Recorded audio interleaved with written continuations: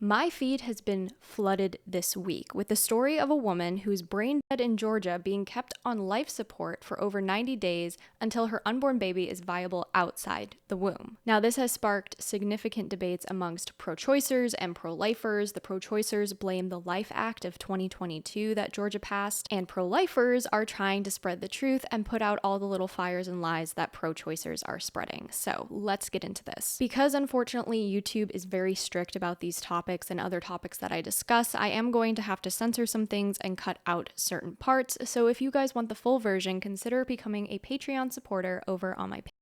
It's a great way to help support the ministry and also get censor-free, ad-free, and elongated content, along with other perks, but you guys get my point for now. Adriana Smith was a 30-year-old nurse and mother who was declared brain in the Georgia hospital back in February of this year. She was 9 weeks pregnant, and she seemed to have suffered brain clots, which caused her to become brain dead. So due to being 9 weeks pregnant with a little boy, she's been kept on life support until the baby boy can be safely born, which is usually around 32 weeks. As a pro-lifer myself, I am extremely sorry for the family who is grieving the loss of their daughter, friend, sister, and is now being thrown into the middle of this political debate about abortion, heartbeat bills, and just, it's a mess. And I offer my sincere condolences to the family who is now kind of thrown into the midst of this. And I ask all of you to pray for the repose of Adriana's soul, her unborn baby, and her family who's going through all of this right now. So what are the facts here? For starters, all human life is precious from the moment of conception until natural death.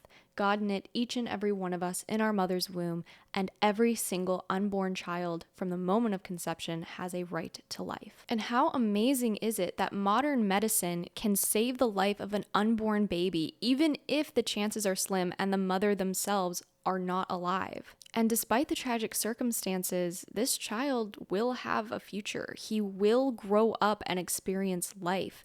He might be a priest, he might be a doctor, maybe a farmer, who knows? That's for him to decide later on in life. But all human life has value. And that little boy within Adriana, though dependent, is not her body. He is a unique individual with his own distinct genetic code, his own trajectory of development, and to intentionally end that life would be to end a human being with inherent dignity and potential, a potential that we, as a society, should have a moral obligation to protect. This whole argument that Adriana is brain dead, so the pregnancy should be terminated, fails to recognize the separate nature of that child's life. The circumstances are absolutely heartbreaking, but that child's existence is not contingent upon the mother's consciousness or health. We do not disvalue or discard other vulnerable human beings simply because they are dependent on others for survival. This little boy, despite the fact that he is reliant on the life support being given to Adriana's body to survive,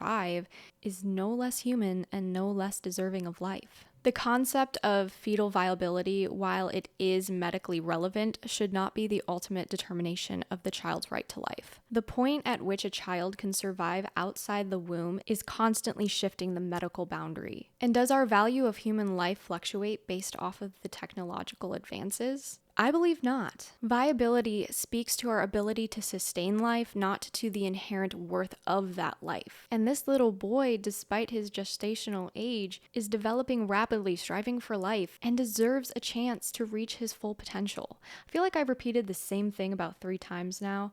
You guys get the point though, all life has value. This little unborn boy, he is completely innocent in this situation. He has done no wrong and he's completely vulnerable. Unfortunately, this story is tragic. The situation entirely weighs on my heart and the hearts of many who have heard this story. But our stance as pro-lifers upholds the intrinsic value and right to life of Adriana's unborn son. I believe that every effort should be made to sustain his life, allowing this baby boy to be born, to be loved, to feel happiness, but our commitment to life extends to the most vulnerable around us. And in this moment, that vulnerability resides within Adriana's womb. For more resources, check out Live Action and get the book Persuasive Pro-Life by Trent Horn. If someone you know or you yourself are struggling with an unexpected pregnancy, you can reach out to your local pregnancy center like Waterleaf or you can reach out to Her Plan. Her Plan can get you connected to a counselor and a pro-life pregnancy center. Please remember to keep Adriana and her unborn child in your prayers, and God bless. I'll talk to you guys next time.